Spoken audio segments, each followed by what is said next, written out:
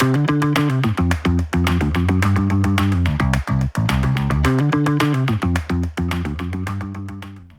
to Startups Simplified, Rishabh. Thank you, Bipin. How are you doing? Good to meet you. I'm doing very well. How are you? I'm doing good, Chief, as well. Great. So how are you doing? All well? Overall, how are things? Yeah, so it was a tough 3.5, 4 months. Winding down a company is not easy, both in terms of the paperwork associated with it and the emotional turmoil that goes along with it. So I've kept myself a bit motivated, started to work out again, and I have a 6-month-old baby, so that is a good distraction. Good enough motivation out there. Motivation and distraction from the negative energy that surrounded me. Sure. But it was an extremely difficult time where we had to, personally, I had to kind of communicate that decision to all our investors, all our employees, our customers, our kitchen partners, and the entire ecosystem associated with it. So that was the difficult part. And then I think the most difficult part around this was accepting it internally inside of me that, this is not going to work and I need to stop now. Because as an entrepreneur, you try your best to keep finding alternative paths to, keep surviving, keep fighting and stuff like that. Sure. But at some point of time, you need to take a overall assessment and say, is it worth doing? Are these efforts worth putting in? Sure. And how would the outcome look like? So based on so it's never easy to accept that you have failed. That is true. So once you accept that you want to shut it down, and then that means it's an it's an indirect way to tell you that you have failed. And no matter how many lessons that we have learned around failure, that failures are good, they are teachers, etc., but it also feels very bad. I mean, it's human. Yeah, it's human. Exactly. That's what makes us human. So yeah, I've been holding up well. The last 3 months have been difficult, but yeah, all good. And now I'm back upbeat. Nice. I'm slowly gravitating towards the next thing that I'm planning to do. Sure. And yeah, Let's expand on the lessons and what's next gradually in our conversation. But just to give an idea to our listeners, let's run through your background as such, right? Let's start from the very beginning. I mean, where did you grow up? So I was born in Rajasthan, in a city called Jodhpur. Nice. And my family belongs from that city. Sure. And couple of years after I was born, even before going to school, my father got transferred to a city called Udaipur. My father worked for about 35 years in an insurance company, general insurance. Sure. And he retired about 8 years back. So I grew up in Udaipur until my schooling days. And then just like any other Indian boy, I did engineering. I mean, were you aspiring to become an engineer, or was it like, okay, everyone's doing engineering, it has great prospects, let's do it? I had no clues, but I had a sister who was 7 years elder to me, and she did CACS, Chartered Accountancy and Company Secretary, and she used to study a lot, and I felt I cannot do this. Okay. So I would rather go for science. Okay. And that's all. Like I took science as a major in the senior high school. And then once you kind of get into that group where people are preparing, etc., then there is more education about, okay, what kind of colleges exist, or if you don't go get into an IIT, then it's not worth it. So you need to prepare extremely hard. You need to get into like at least the top 10 colleges in India. Otherwise, it's like there are tons of people doing engineering and stuff like that. So so you start to understand more and more about it while you are living that those 2 years of preparation. So I did that, and then I moved to Delhi for my engineering. I did my engineering from Delhi College of Engineering. I was very fortunate to be admitted into one of the premier colleges in India. It's amongst the top 5 or top 6 colleges, engineering colleges in India. Sure. But I was the last to get in that college. So I was probably the last guy to get in. My branch was civil, so I was amongst the last people to get in. So I wasn't. Were you good engineering student? No, I was terrible at it. So I practically did my engineering in 2 years. So the first 2 years I got tons of KTs. And then the last 2 years I spent clearing all of them and clearing the normal papers. So well, I mean, we have that in common. I have done my 3 years of diploma in electronics in 5 years. Okay. So I did 4 years of engineering in 4 years, but for the first 2 years I did nothing. But I did a lot of other things in college. So I got into student politics. I was in the second year I became my hostel president. Then I became president of my cultural society that I was heading, and then I was also general secretaries of my college when I was in 4th year. Sure. So I got into all of that stuff. So I was into organizing events, figuring out. And mine was a government college, so it had tons of bureaucracy. So if you were to organize an event, then there's a file that you get that your student advisor, the teacher, needs to sign, and then it goes all the way from that teacher to the director of the college to the accounts department. Then the check is released. Then you are able to spend that money. Does this still exist? Yeah, this would still exist, I would say. And so I learned like how the Indian government bureaucracy works, how to take money out of the system, how to organize an event, and all of that stuff. And during the last 2 years, the pressure was so high to finish it in 4 years that so I learned everything else apart from engineering, and then you learned life skills.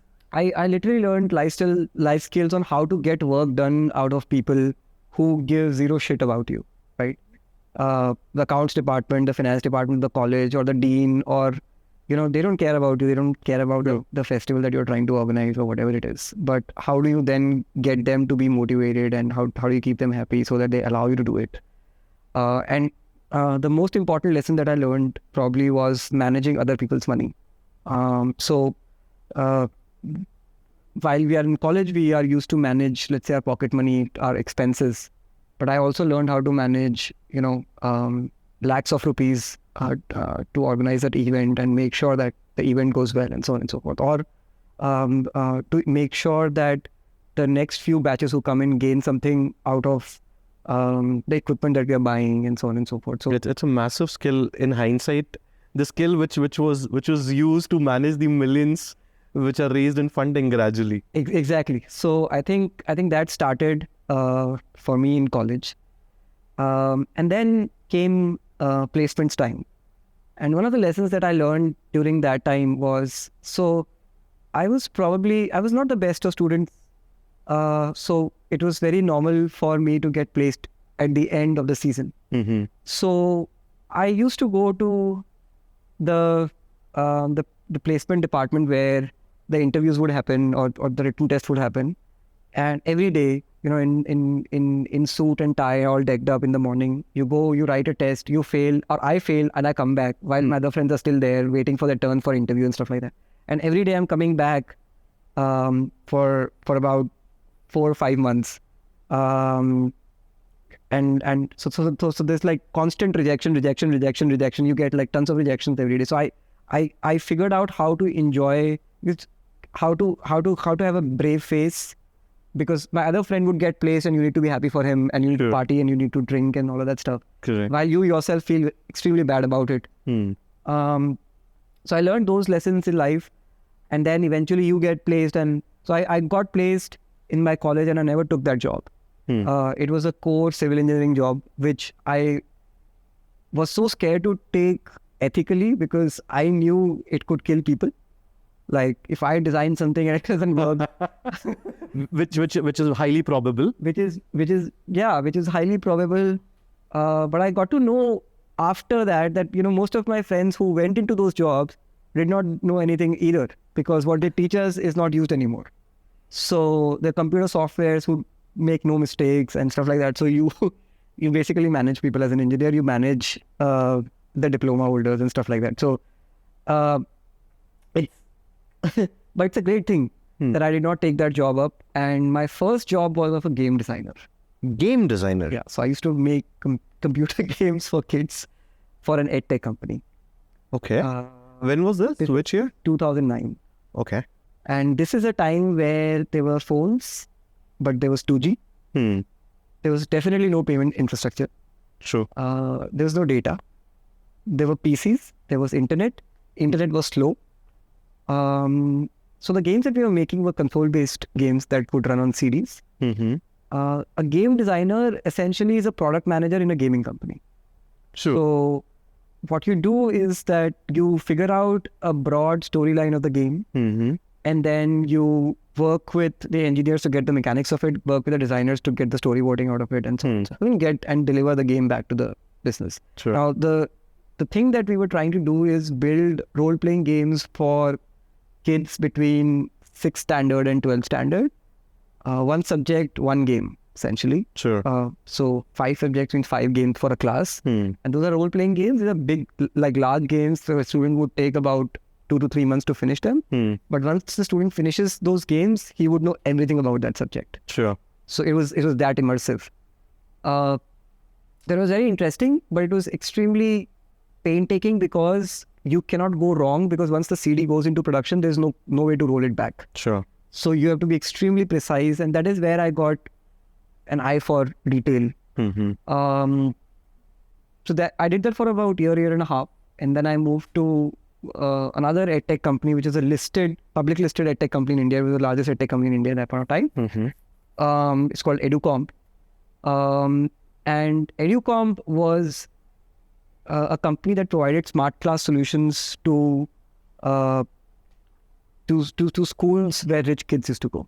Okay. So there would be a projector, a hi-fi projector, and for that time it was pretty hi-fi. And there would be like a server in every classroom that would have a hard disk, and every year that hard disk would get updated with new content and stuff like that. Ooh. And they wanted to move from this to a cloud-based solution because cloud was a new thing then. So I was leading a small startup in a big company, and that company was called Educomp Online, which was trying to bring students, parents, teachers, and school administration online, where students can learn things on the go on their PCs, etc. at home. They could do homework, etc. Teachers can give them homework. Parents can track attendance. Parent-teachers meeting can happen online, and so on and so forth. So I was building something like that. It was pretty interesting, and by doing this, we were able to bring all of Educomp's content that it had created in the last 10 years on a cloud, but also give it a front-end interface where they could also use it during the class, inside the classroom, but also at home, and so on and so forth, which then paved way for the real e-learning that we see today, for example. Nice. So I was probably in that e-learning 1.0 space. Then I moved to a financial services company, and I was leading, this was a Sequoia-backed company. It's called Unicorn Investment Solutions. It was, I was leading two portals for them. One was a real estate portal where you generate leads and then you sell property. And the second one was something very similar to Zerodha, but of 2010 or 11. Okay. So it would take about 10 days to open a Demat account. There was no way to make any online payments. Correct. So it was a desktop application where you would click to buy a share. And there was all the graphics that you usually see when people talk about share market, like the old. So it's a proper broking platform. It was a broking platform. It was called unicorndirect.com. It was something very similar to ICICI Direct.com. ICICI Direct, which used to exist then. Sure. And which then became Zerodha eventually, after evolving. Like not ICICI Direct, but I mean the technology evolved and then became Zerodha. So it was extremely interesting. I did that for another year or something, and then I moved to the US. So I got employed with a company called CareerBuilder.com. Okay. And I was. Is this a job? It's a job portal? It was a job. Okay. It was an HR tech company. It was an old company. So I joined them in 2011. They were operating since 1990s. And some leading newspapers like USA Today, Gannett, etc. owned this company. Essentially, in the 90s, they wanted to spin off their classifieds business and bring it online. So they launched like a jobs website. They launched a used cars website. They launched like tons of things. This is all during the peak of bubble, peak of .com. This is 1990, right before that. And then they were a cash-rich business even in 2001 .com bubble. Because it was all private companies. They weren't public. So, and then came 2011 financial crisis, and they were again very, very, very strong then. So they realized that this is a great time to buy companies around the world, and they wanted to transition from a jobs website to a HR SaaS company. Okay. So I was the international product manager for them. So I used to take care of product internationally. And then I was moved into the M&A side of things, where I was involved with companies that CareerBuilder acquired. And these were second or third place job boards across the world, or peripheral HR tech companies like HRIMS system, compensation benefits, employee review system, and so on. So CareerBuilder bought all of these. And then we merged all this to make a thing called CareerBuilder One. This could be an end-to-end solution for large enterprises who would want to use one system and could have everything in that. So our CareerBuilder's clientage was mostly the Fortune 500 companies who had global presence and so on and so forth. So I did that for about 4.5 years. That's what brought me to Southeast Asia. And CareerBuilder later was sold to Apollo PE. So via CareerBuilder, you moved to Southeast Asia? Yeah, so that was because we did an acquisition in Singapore. Okay. Then we did an acquisition in Indonesia. Okay. We did an acquisition in Vietnam. Did a JV in Malaysia. Did a JV in China. Started the business organically in India. Sure. And after that, in 20... So that's where I came to, because of the acquisition of the Singapore company. I came here for the first time, and then so I did that, and it was a great journey. And then I realized that it's time to do something on my own, and like a startup or something of that sort. And 2015, Reddoorz happened.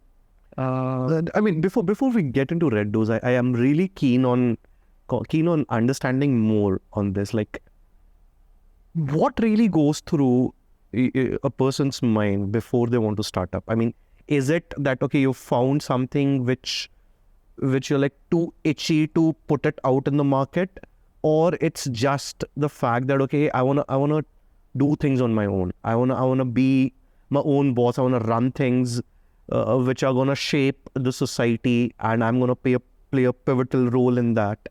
I mean, what exactly is that? I mean, what is that feeling? Right. So, so I'll tell you my feeling, and I could also tell you the other side of it. So I think for me, CareerBuilder was a large company, and I was pretty new. Like 4-5 years is pretty new in CareerBuilder because my boss was about 15 years in. So the opportunities for me inside of CareerBuilder were limited to an extent. So for me to have more career growth, it meant that I go and do a startup stint, right? So it could be my own startup, it could be somebody else's startup, but it has to be a younger company.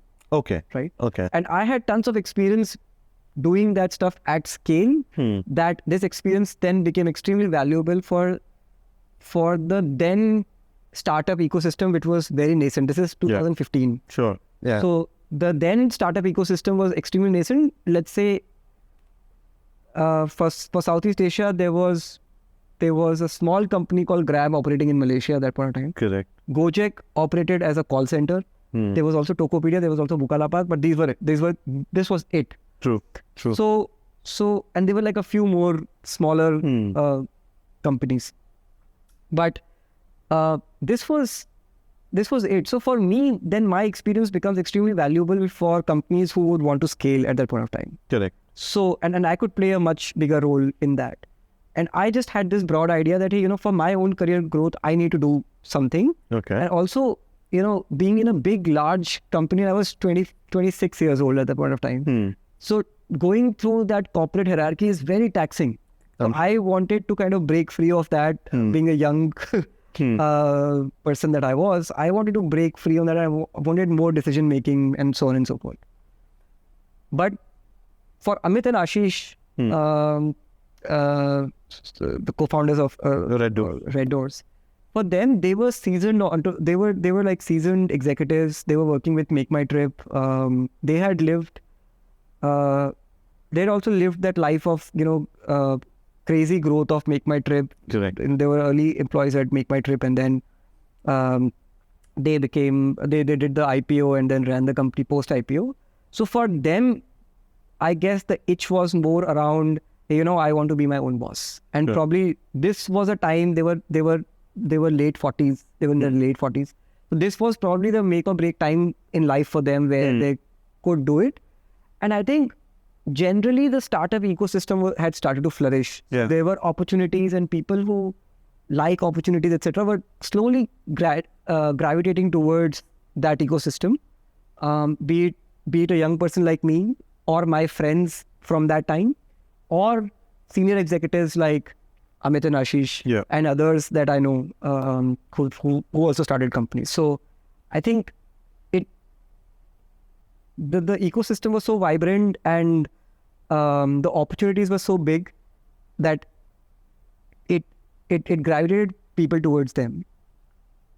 At the same point of time, it was way more difficult to start a company, and the initial pushback on starting the company was way bigger than what it is today. Pushback from?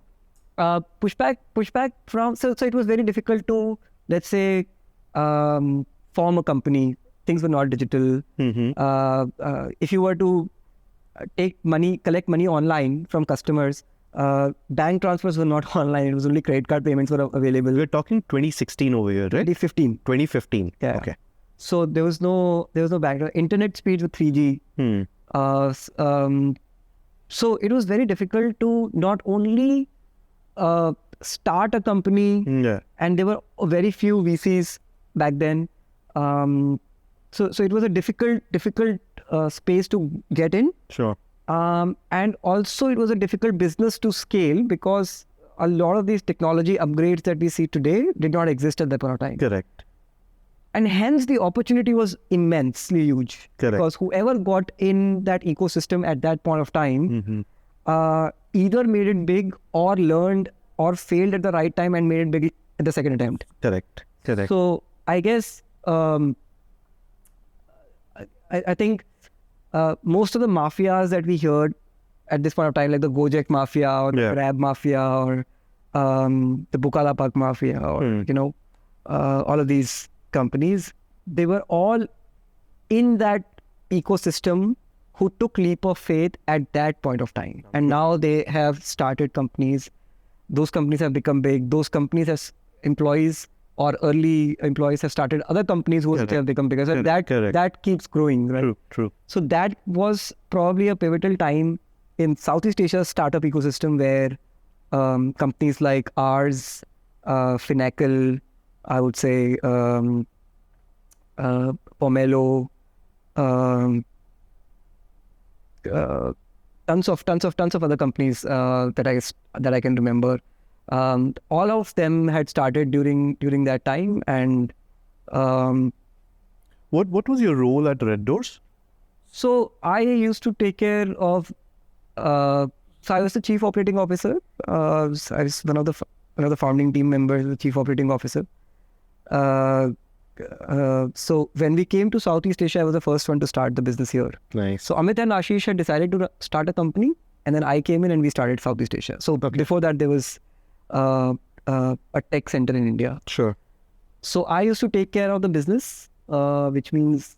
And that time, it was majorly Indonesia focused. So it was only Indonesia. Only Indonesia, right? This was 2015. We started with Indonesia, only Jakarta, one city. Okay. Then we started Bandung and Bali, 3 cities. And then we focused on Bandung and started 2-3 more cities and did not do Bali for a while. Sure. And then we just expanded and expanded. Yeah. So I used to take care, initially, I used to take care of tons of other stuff, but business majorly. Ashish used to take care of technology and Amit used to take care of fundraising.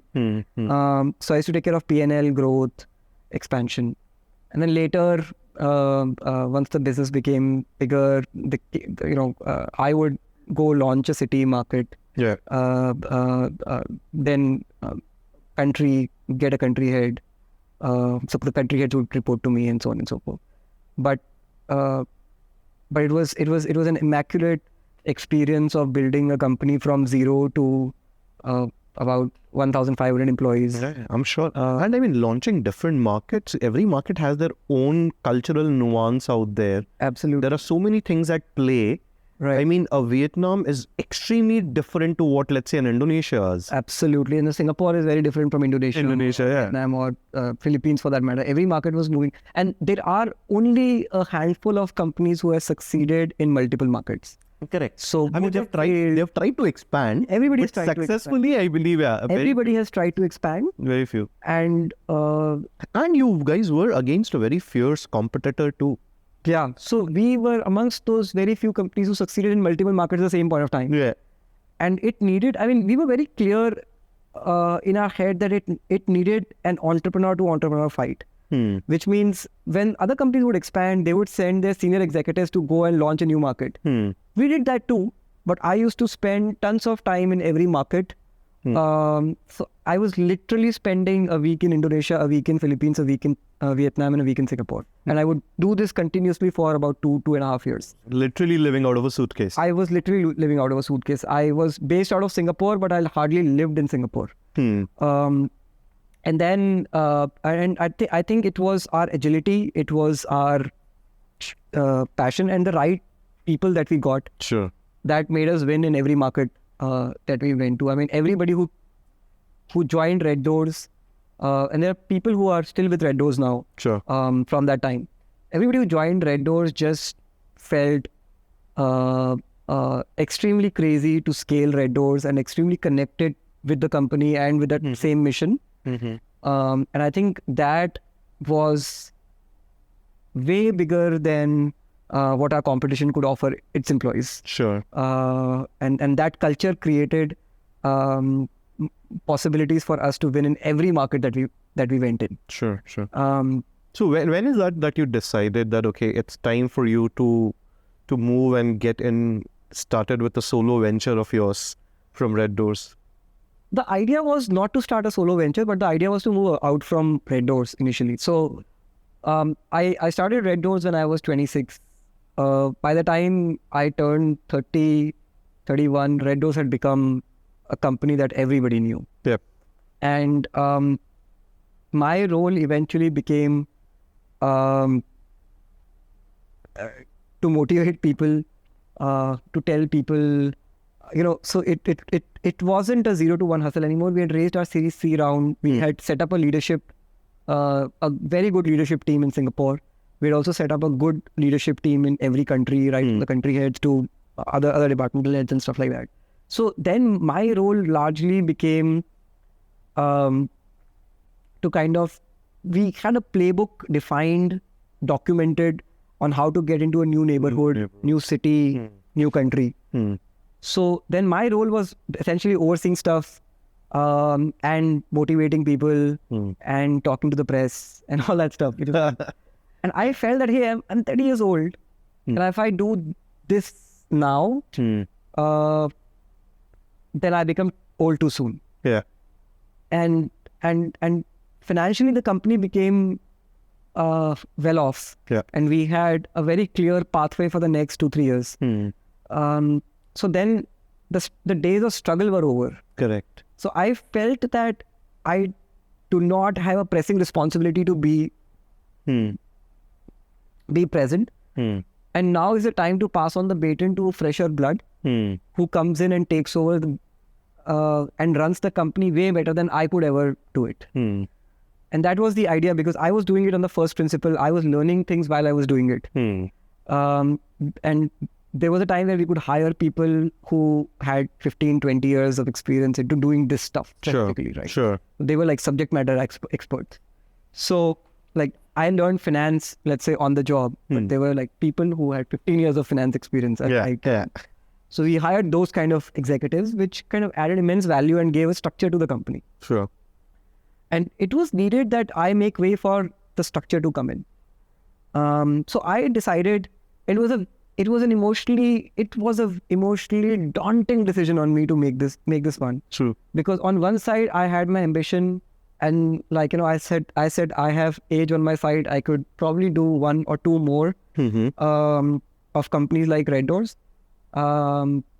Hardly did I know at that point of time that every company is a new journey and it's a different journey.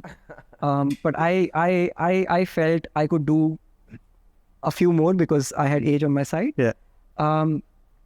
Age and a winner on your side. Age and some good experience. Yeah. And but at the same point of time, it was extremely difficult to depart from a company which you built with your hands. Yeah. Like everything at Reddoorz, right from the walls of the office, what color would be the office, what would be the layout, how would we do this, every department, how would things be formed.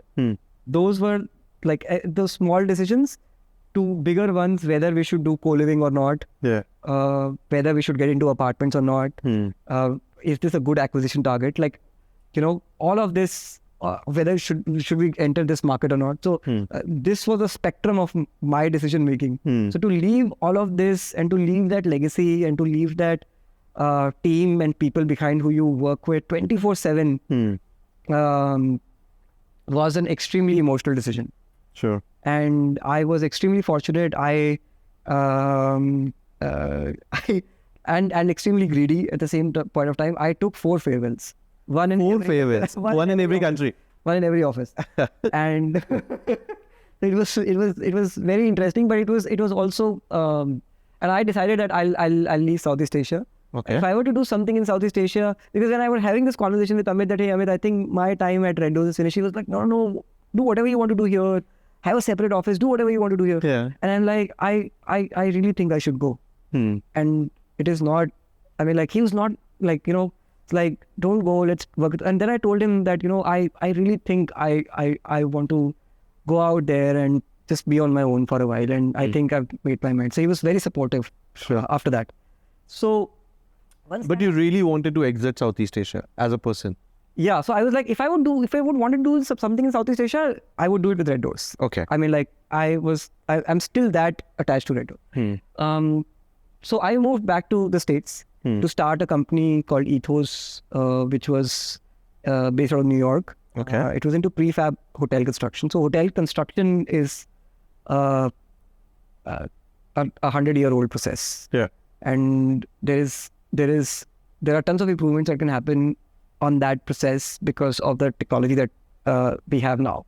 So prefab construction, so we started to make hotel rooms inside a factory and then assemble it in any empty office space. Imagine this is empty. Yeah. You could assemble a hotel here in about 24 hours using the existing HVAC and plumbing systems. Wow. So I wanted to do that, and we got proprietary technology to do that. We created one sample room and put it in central Manhattan, New York. And this is when 2020. So I left Reddoorz right before COVID.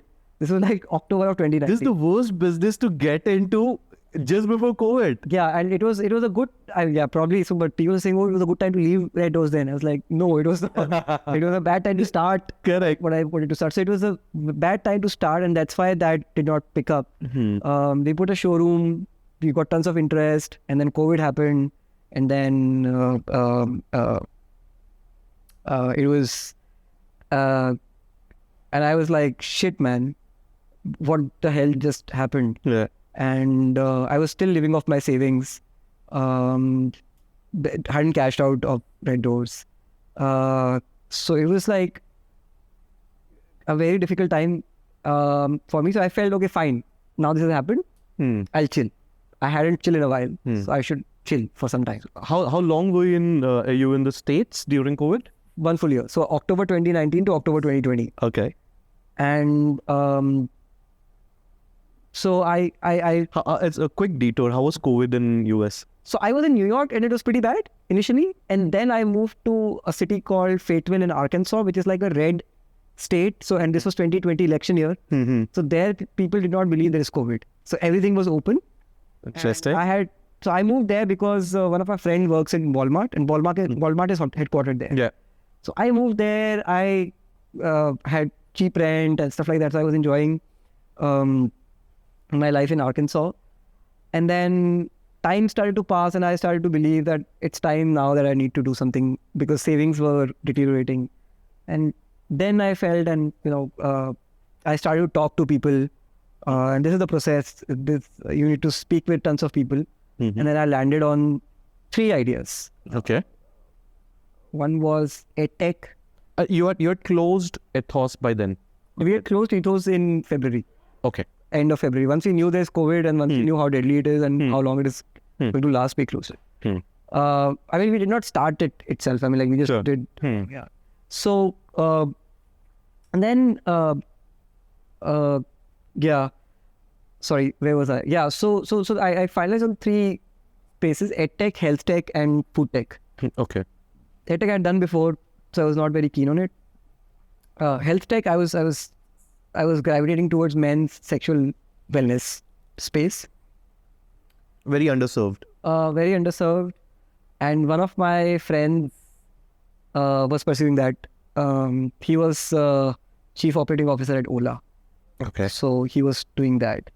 He was starting a company then, like doing this. So, so that, and then food tech.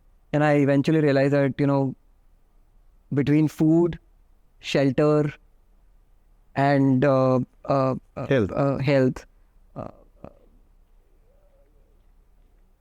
or clothing, sorry. Between food, shelter, and clothing, the 3 basic necessities of life, food comes first. So it's the biggest TAM. So let's explore food tech.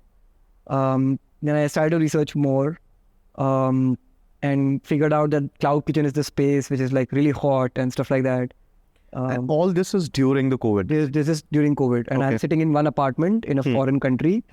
And all of this is brewing in one of the rooms, right? And every day I would get into the internet and try to figure out what I would want to do next. Okay. I'm talking to nobody about this. I'm talking to people generally, but they don't know what's brewing in my head. Then I came up with this idea where I felt that there are these cloud kitchen companies who would rent a real estate and then renovate it and then sublet it to other F&B brands who would want to operate it. Something like a co-working space for F&B. F&B, okay. So I realized this is an asset-heavy model.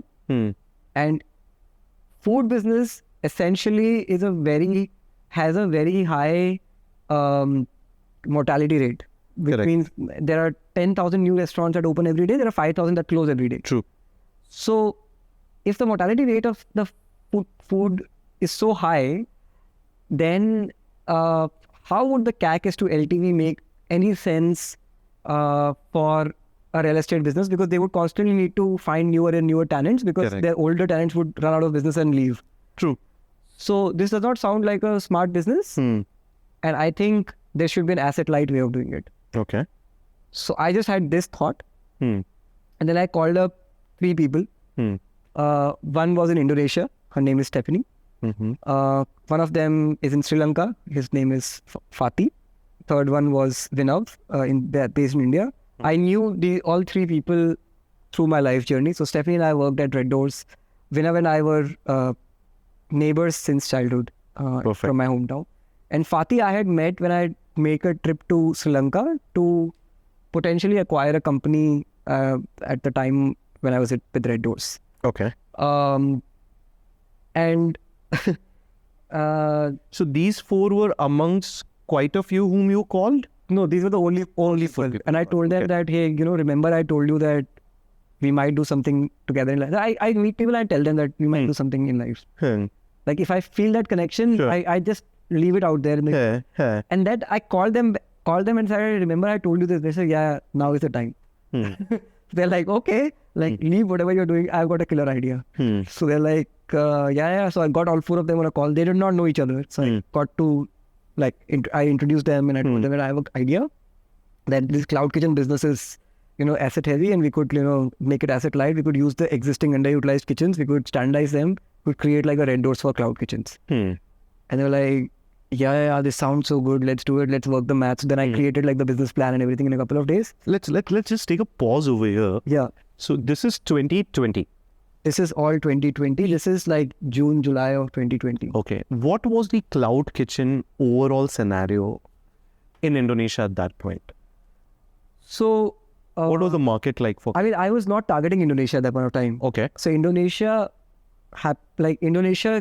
came into picture because I looked at my bank balance at the very end and I said, okay, I can only do this in Southeast Asia. Okay. Cannot do it in the US. But the initial idea was to do it in the US. Oh. Yeah. Because I was there. So Sure. I wanted to do it there. But once I got this feeling that, the money is not going to be enough and it's much difficult for me to raise in the US than to raise money in Southeast Asia. I just packed my bags and I literally got the company formed in a week and got a Kitas. And this was a time when entry into Indonesia was banned. I got a Kitas in a week. Ooh. And I flew here. Like I was that convinced. And in about, so this is like, between June and August, September, it kept brewing in my head. September, I got these 3 other people. October, first week I was in Indonesia. Perfect. I mean, it was a bit eased out in Indonesia by then, the COVID whole restrictions. This is 2020. 2020. Restrictions had slightly eased out. No, they had. No. I mean, within Indonesia. Within Indonesia, not yes. for people flying out. Within Indonesia, yes. Restrictions But had this eased out. was like, What was the cloud kitchen scenario back then? What was the scene like? So there were a few companies who were propping up. There was definitely Hangry, which existed since a few years already. There was Daily Box, there was Yummy Kitchen, who had raised like $11 million. Yeah. So there were players, but Grab hadn't started. Grab Cloud kitchen, and Gojek, they were thinking about They had started. That started already. They started. Okay. There were multiple players, but they were all on that traditional route of asset-heavy model. So nobody was doing- Okay, let's talk about their route or in general asset heavy model. What exactly is this model? So essentially, what you do is that you rent a space, Okay. like you rent this floor, Sure. and then you would make small kitchen on this floor, and then you will rent each kitchen to 1 or 2 F&B players. And Okay. your model succeeds because let's say you rent this floor at 5 million a month, you will create small places and you will make, let's say, 25 million. We are in talking total. Indonesian rupiah, guys. So Indonesian rupiah. So essentially what you do is like a co-working space essentially, but for F&B. So there's a ready kitchen. So there's infrastructure like, chimney and like fryers and gas and all of that stuff. So you create that. So these companies were running either on that model or like Hangry and Daily Box. They had their own brand, so they would not rent it out to other people, but they would utilize the space for their own brands. Sure. But they were both essentially asset-heavy models of cloud kitchens. And a cloud kitchen essentially is when there are two preconditions to being a cloud kitchen. Number one location, multiple brands. Yeah. And number 2, the location is not open for dine-in. It's only a delivery only location. So this model was championed by Rebel Foods in India. Yeah. And then The delivery only model. the delivery only and one restaurant, one location, multiple brands. Multiple brands, correct. This was championed by Rebel. Yeah. So, so take a cue from there, a lot of research, blah, blah, blah, blah, blah. Then I started to talk to people apparently, then you get connections and like you ask people what's happening in the cloud kitchen. You talk to all the CEOs and you tell them about what you're trying to do and stuff like that. And then I came to Indonesia and then I realized that, okay, let's do this. And then I raised my first $1 million as a seed check from Insignia. This was all before you went live. I mean, this was just an idea at that. This was an idea, but I'd come to Indonesia. The company had been formed, and I was pretty serious. I'm going to do it, come what may. Okay. So this was like done, and then Insignia, right in that time, Insignia came in, and so it just started.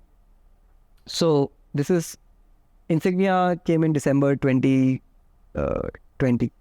This is all happening very quickly. Very quickly. So once I made up my mind, then it was like quick. Yeah. And then we started this business. We were helping other brands to scale and grow. You go to a food brand, you tell them how many locations you're in. They say 5, 10. We want to be in 50 locations. We can give you 50 kitchens at once. We did not own any of these assets. These were existing small restaurants, small cafes. And let's take an example. Sorry, let's take an example. Okay. Let's say I am a restaurant owner. Correct. Okay. And I have let's say a relatively decent doing restaurant in Kuningan area in Jakarta. Correct. Dishserve comes to me. Correct. And so what is the offering Dishserve gives me? Correct. So there could be 1 or 2 offerings. Okay. So we could either say, hey, do you want to expand and use our cloud kitchen network? Okay. Or you could act as a kitchen partner, right? Okay. So let's say, for example, it's the first one. What do I get out of it as a restaurant? Essentially, you are currently operating from one location. Yes. And if your one location is like really popular, you could then, so let's say you have a restaurant in central Jakarta. Somebody who is at North Jakarta might not come here, and specifically because of COVID, they will not go there. Correct. So then if those restaurants who are in central Jakarta lost all of their business outside of central Jakarta for that matter. Correct. So then they needed presence everywhere in the city. Sure. So we would be able to give them that presence where they could operate out of multiple locations without them having to rent a space, without them having to hire staff, without them having to train staff and so on and so forth. So we give them like a turnkey solution. Okay. And for the second option, if you want to join us as a kitchen partner, you could essentially utilize your kitchen capacity that you already have in a much better way because of COVID, the restaurant capacities were not fully utilized. Correct. They could utilize their capacities more because they could join us as a kitchen partner. They could service other brands from that kitchen. Okay. And make additional money out of it, right? Perfect. So it was a win-win solution for everybody. So we started to do that, and some very good brands became our customers. Daily Box became our customer. Grab Kitchen and their brands became our customers. Yummy Kitchen became our customers. So we had some very big customers, but our margins were very low. So yeah, I mean, I was coming to that point, right? I mean, so what was this whole revenue and margin? What was the model like? I mean, whom would you charge? How much would you charge? Without getting specific, I mean, you could just give a ballpark. So essentially, the customer would pay for the food, right? Let's say a customer pays $100. Then $30 or $40 would go to a Grab or a Gojek from where the order comes. Sure. That's their commission. Correct. On the remaining money, some part of about 10 or 15% will go to the restaurant partner who serviced that order in their restaurant, from their restaurant. Some 5-6% would go to Dishserve, and the remaining would go to the brand because brand provides for the ingredients and everything. Okay. Right. Okay. So their Dishserve margins were very low, and everybody in this ecosystem wanted Dishserve out of the supply chain because we created that system, but we were in the end a middleman, and nobody likes a middleman. I mean, yeah. So we realized that were you a technology middleman or tech middleman? Tech middleman. But there was also, to enable this, there was a lot of it was a high touch business as well. It was a low tech, high touch business, unfortunately. And then so we ran this for about 2 years until 2022 July. That's when we realized that the margins are really low and we need to do something about it. So we launched our own brands. Instead of working with other brands, then we said we'll launch our own brands and we'll use the same kitchen, same model, same network. We did quite a few things. We launched Dishserve.com. By now, the restaurants had opened up for dine-in, so we also launched dine-in. Yeah. We diversified our sales. We launched a few brands. All of our brands were healthy food brands. So then from July onwards, the business started to do really well. Okay. Um, But this became a cost-heavy. this was a this was a highly profitable. Highly profitable? Yeah, highly profitable, 25% margin or business. So this was really good. But, as they say, life is not a video game. So if you are out of runway, then you're out. Out. So by the time the business became significantly big and really attractive, we ran out of money. And then by then the macro market situation had changed. Raising money had become difficult. F&B, people had burned their, people had different kinds of experiences. F&B in terms of VCs, etc. And it no longer remained a VC business.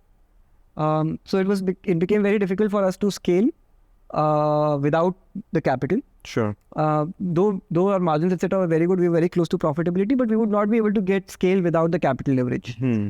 So that's when we decided that if we cannot scale this business, if this is going to be like this and the funding is difficult to come by, we were left with no choice but to kind of shut down the company.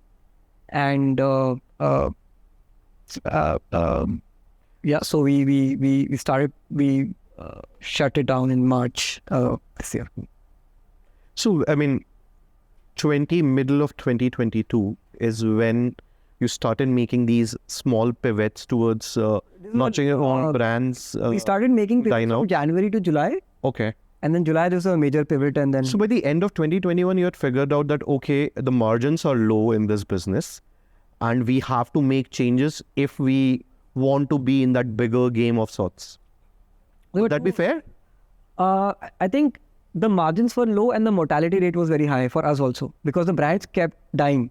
So while the risk on us was not very high, but we had to constantly acquire newer brands. Correct. That part remained the same for us as well. Correct. So we were not losing money, but we were not gaining money. Either. So it would need us to work with thousands and thousands of brands and constantly have a sales team to hunt newer and newer brands in order to be in business. To be profitable with a very small margin. Small margin. So that math was not adding up for us. Sure. And hence we decided that, this is probably not the best of ideas to work. Well, I think it was still relatively quick, right? I mean, within a year you got that idea. You and the team had that realization. Yeah. Right. That okay. I mean, we have to make changes, or else it's gonna not be sustainable. Correct. I mean that we knew, but we fought extremely hard. But I want to discuss more on this point. Correct. Right? And I've seen this. I've spoken to a lot of founders. Spoken to a lot of investors. So there is this whole theory that as a founder, you got to be obsessed with what you're creating. But the flip side to it is that if it is going wrong, right. I mean, if it is not going in the right direction, and you continue to be obsessed with it, right, it eventually won't make sense in the larger play. So what are your thoughts on this? I think you need to be obsessed with the outcomes. Correct. And I guess like creating that difference, democratizing food business was the goal that we started the company with. And we were true to our goal, but the operating principles might change with time. So you could be obsessed with the outcomes, and you could be totally flexible on how you are going to reach those milestones. Sure. As a team, we did small experiments from January to July, and I guess the one thing that I regret is we were too late to pivot. We could have done it. I mean, once you pivoted within a year. Within a year and a half. Yeah, but we were not very large as a business. So we were extremely small as a company. So we should have pivoted right there. I mean, I did not have the courage to let go of the revenue that we were getting from other brands to go and to launch our own brands, because launching own brands... You can't do it in parallel.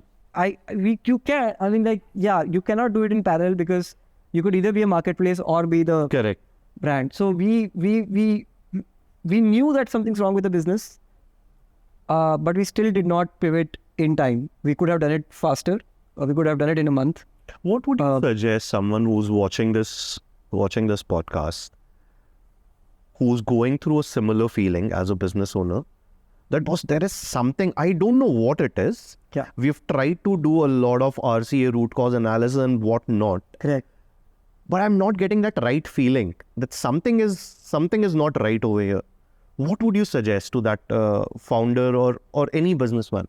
I think there are two things to it. I'll first start with the business fundamentals. So there are basic business fundamentals like, what's your gross margin, what's your contribution margin, and are you growing as a business or not? If these three things are not happening at the pace which is expected by you, then it definitely warrants a change. And the second part of it is a story.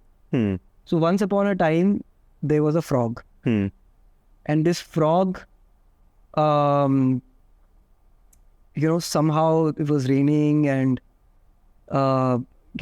frogs come in the houses also sometimes. Yeah, right? yeah. So it came into the kitchen and it sat in a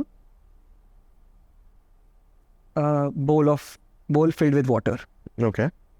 Now it sat there, water, nutritious.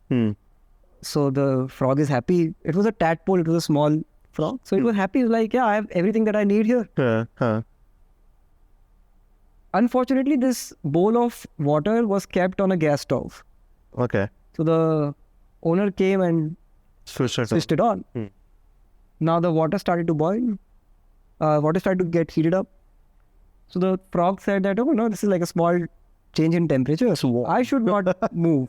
It's warm. Maybe I'll not get the same amount of nutritious place, safe. There is nobody here, only me. I might not get this kind of place in the future. So the water kept heating up. The frog kept changing its body temperature. Frog is a cold-blooded animal, so it changes its temperature.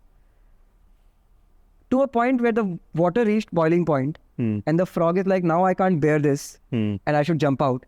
And it tried its best to jump out, but it had lost all its energy to change temperature, and it died.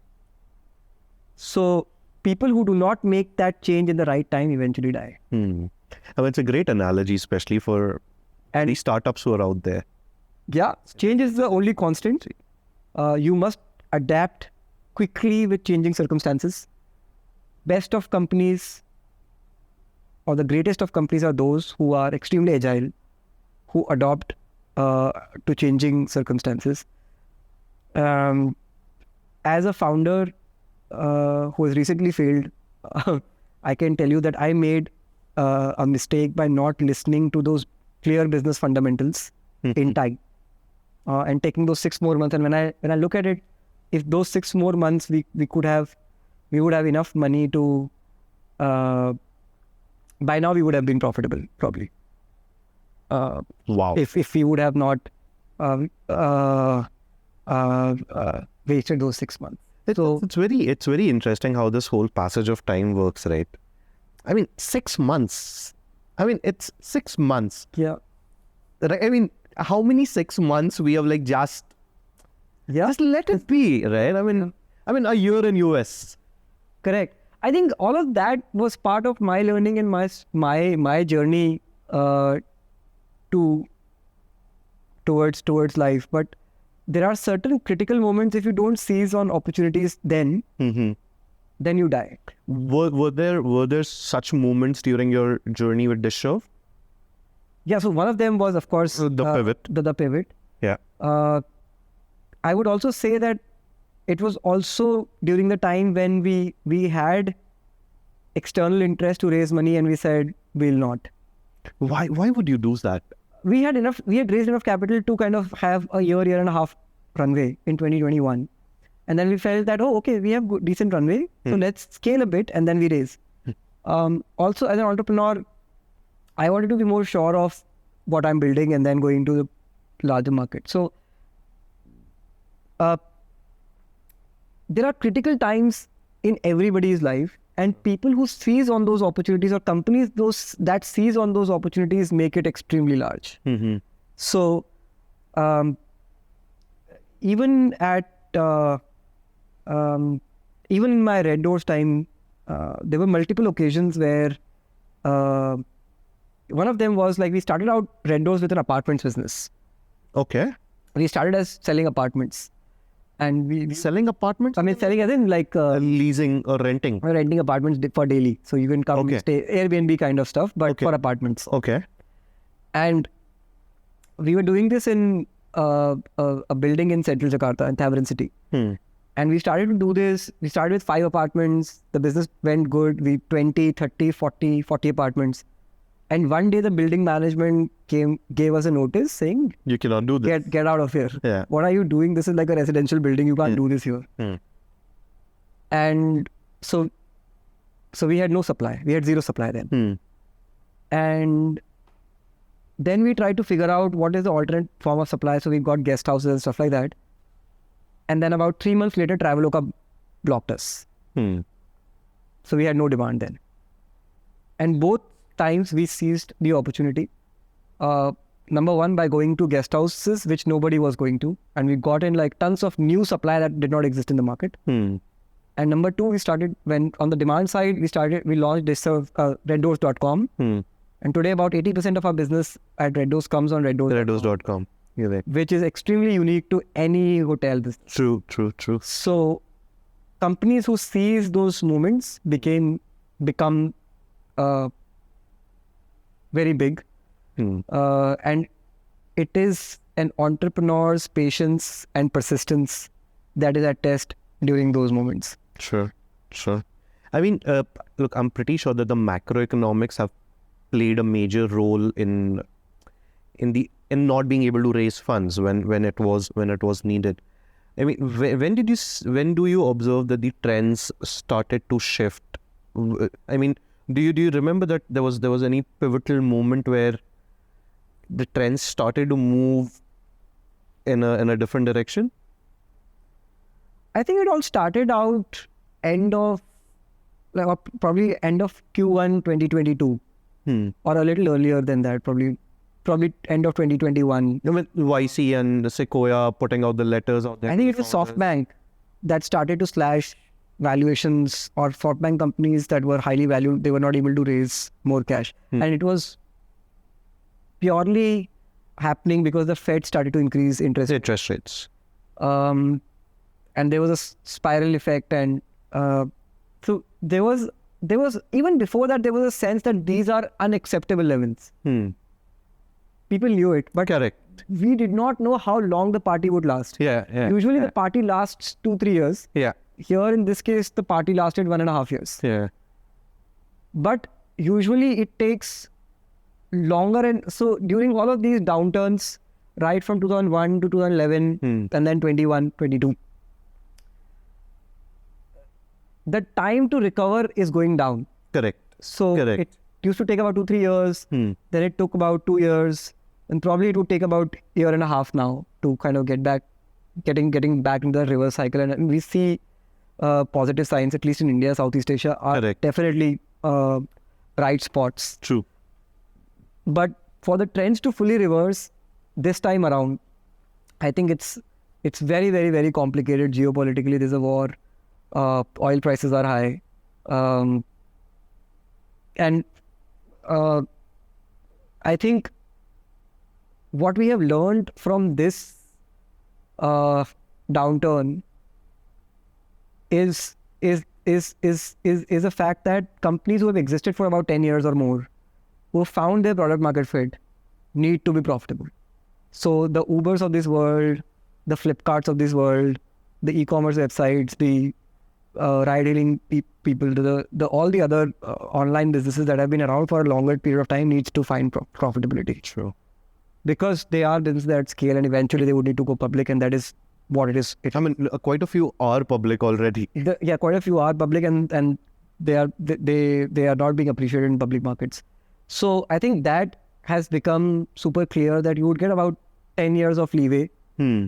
But post that, you need to become profitable. And I think as we go deeper into the crisis, that expectation is happening earlier and earlier. So startups which are now 2, 3, 4 years old are expected to be profitable. and now is a bad time. So you become profitable at smaller scale, and then when the time is good, you raise more money and then you expand more. But you should have a clear path to profitability. I think that is going to remain for the years to come. So it's more like experiment, but experiment with caution. I don't think it is even an experiment now. So it is a must that you must have a path to profitability. You might not be profitable today, but you must have a path to profitability. Clear path. A clear path to profitability, which you should, as a company, should be able to move on super quickly if times are bad. Yeah. So that is an expectation that I guess is going to set in stone. Sure. For most companies. How do you emotionally deal with closing a business? And it is a public closure, right? I mean, look, some grief is personal. Correct. I mean, it's not a public grief, right? But closing a business, it's a very public moment, right? So you personally as a founder, how do you deal with that? It was it was very difficult for me to take that decision and accept that I have lost. I have lost in the cause. It was very, very difficult to accept failure in the first place. But circumstances led to, like when I took a very objective, reasonable look at it, I realized that yes, this is a defeat and you must accept it. So once I accepted it, there were multiple ways of doing it, and I felt that, I mean, we could have done it in a hush-hush way, without people knowing it, etc. I went out in public and I announced it. Yeah, you made that LinkedIn post. I made a post. I made sure that the communication, because we all celebrate small wins. Correct. And founders deal with a lot of stress. Absolutely. Every day. And I felt that, look, the company is closing down. Instead of people talking about it, why don't I talk about it? Why don't I tell people that, I'm shutting this down? Yeah. And I laid out that post, and that post went viral. I laid out clear reasons on why it did not work. Yes. And it was a pure reflection of, where we went wrong. And to be able to accept that in public, and then getting reactions on that, everybody was so positive about it. Yeah, I was about to come to that. I mean, and I personally felt that whole positivity in terms of reactions was primarily led by the genuineness of the post itself. Right? I mean, you did not shy away from accepting that, okay, hey, listen, it went south. Yeah. I think it is just me, and I just did what I felt like doing.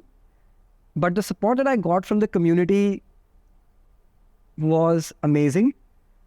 And later I was just reflecting that had I not done that, there would have been rumors, I would have felt bad. Correct. I would have tried to explain it to different people. And it would have never worked out because people will always talk. True. Now with this post, people can just not talk, and there's no other way for anybody. Even if somebody does not like me, they would have to say all the best. Correct. And the best part was that, being in the same space, there were other competing companies, other competing businesses who we were competing with. Those founders came and, appreciated. And I was like, yeah, that's possibly the best outcomes that could have happened. Very nice. And I guess accepting it helped me in a way to move on as well. So it got away a lot of burden from my chest. Sure. Because then I was like, now everybody knows. So I don't have to narrate the story to everybody over and over again. And everybody gave me the time and space. People reached out about various different things. What next? How can we help? All of that stuff. People also reached out to have a conversation so that other people can learn from it. I would say that closing a company is probably the worst thing that can happen to any entrepreneur. Sure.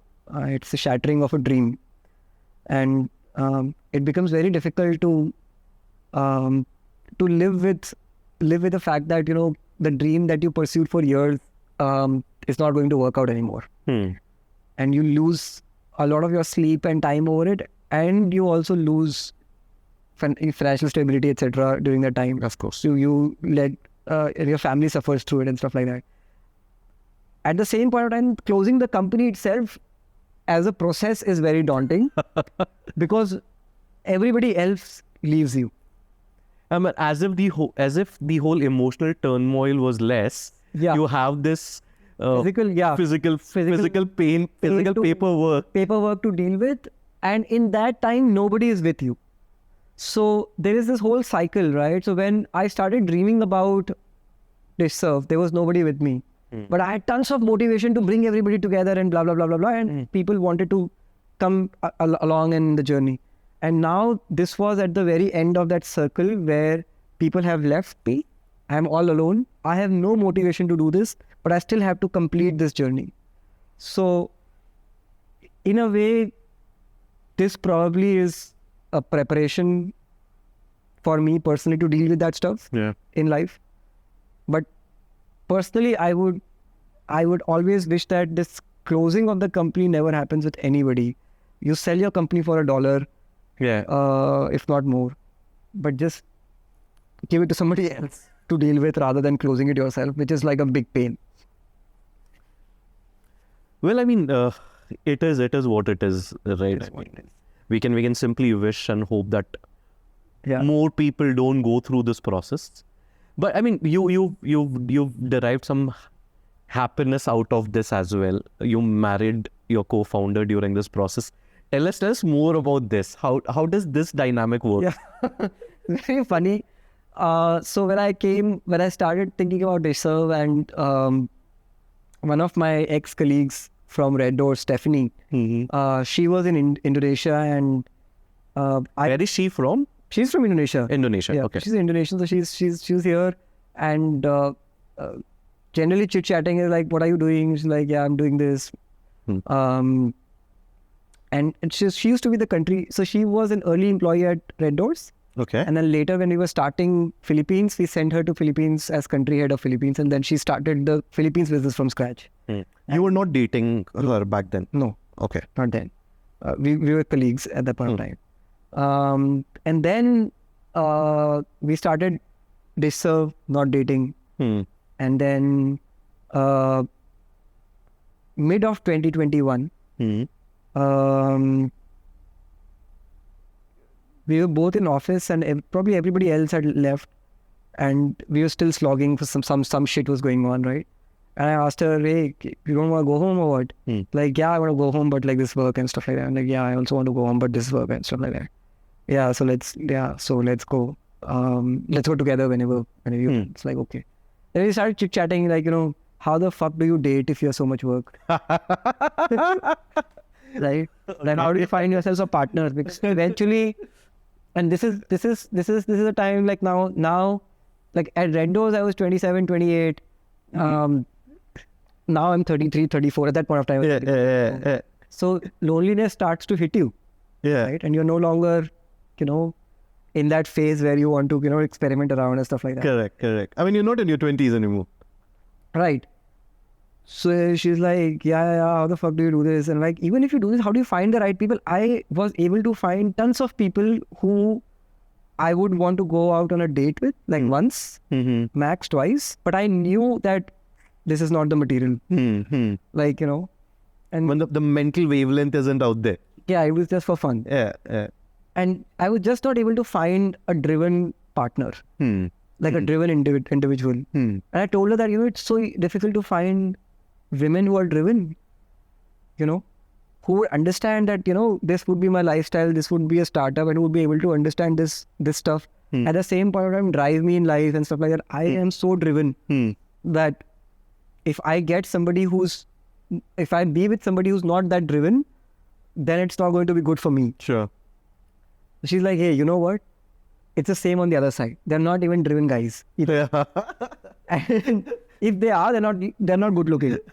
So I'm like, come on, man. There are guys. There's so many guys doing this stuff. I'm like, yeah. They're all in their age group. They've all lived through there. They already have girlfriends. They're not single. There are tons of things. Or they're Indians who are gonna get arranged married by their parents. Or what? Maybe. But so she's a Chinese, right? So so it's pretty similar in that. But they don't get arranged marriage. But you need to marry a Chinese community. Yeah. So she's like, yeah. I'm like, yeah, that's true, man. I don't know, but yeah. So that day we kind of went out for a drink. We used to go out for drinks before as well, but we went out for a drink and we had a deep conversation around this. Yeah. And then, like the next day I texted her, you know what? The probability of Dishserve working is 1 in 1,000.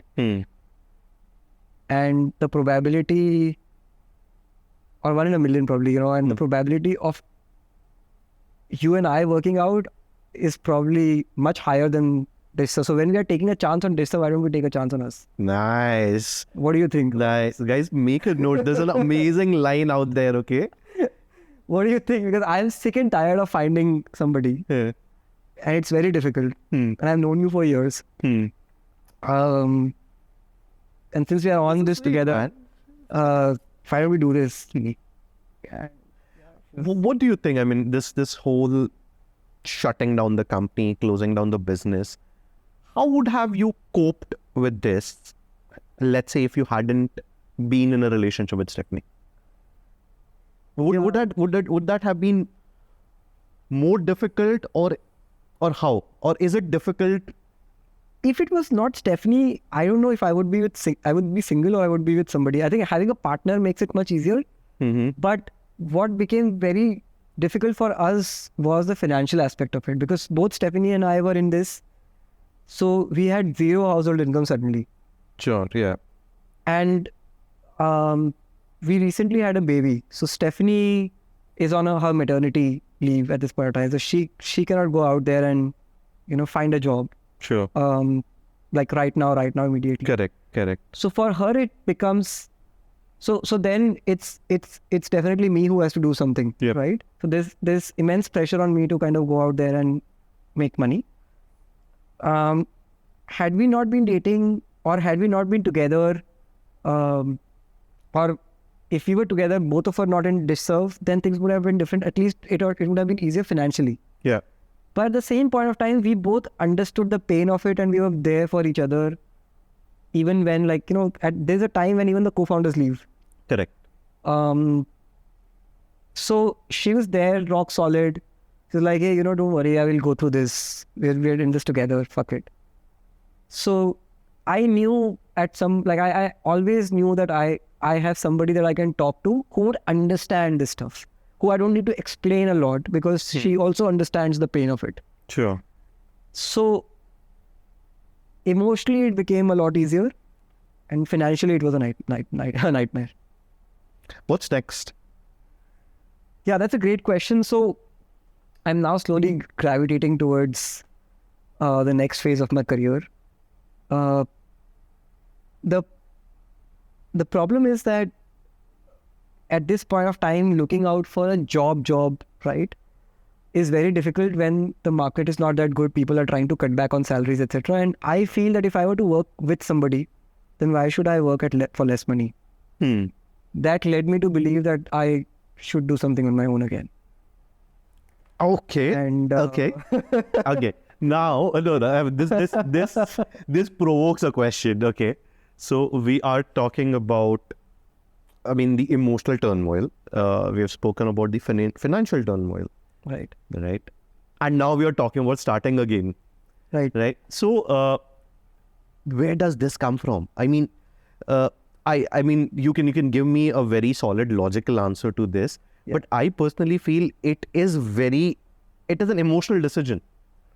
It is both logical and emotional decision, because Stephanie is now because 3 months have passed, the baby is now 6 months old. So Stephanie can now go and take a job. So one of us can earn, which makes it much easier for us to financially plan our life. Sure. So that gives me that allows me at least an opportunity to explore that. It is also led by the fact that there were no good jobs out there for me. That is true. And like taking a big cut on salary and then, half-heartedly working somewhere is probably not the best of idea. So Correct. if I were to take a salary cut, I would rather do it for my own company. It is difficult to take that decision again.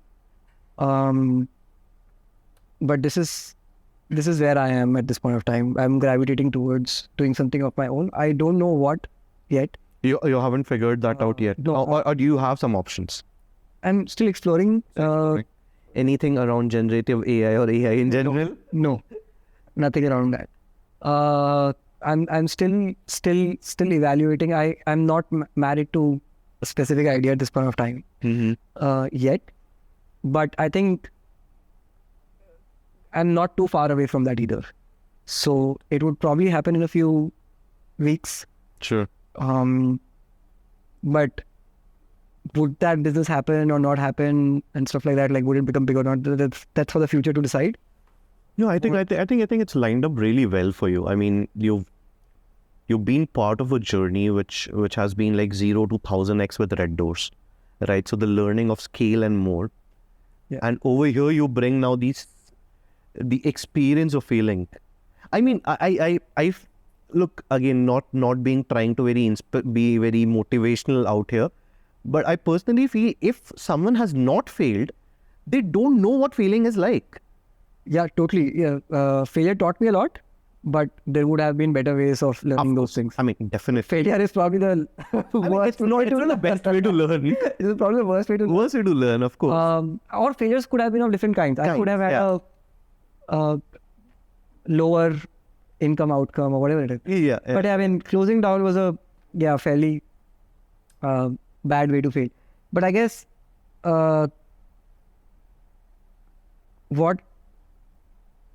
what matters now is that I keep my spirits up and move on. And once you are an entrepreneur, you look for opportunities, and once you find those opportunities, you can't resist but pursue it. True. So that's where I am, man. Awesome, Chief. Was great chatting with you. Lot of interesting snippets for me as well as our listeners. And I'm pretty sure you're gonna do amazing in your coming ventures. Thank you so much. Thank you, Bipin. All the best for Ketitik, and you are on a journey which a lot of other people are inspired to take. So I wish you all the best. Thank you.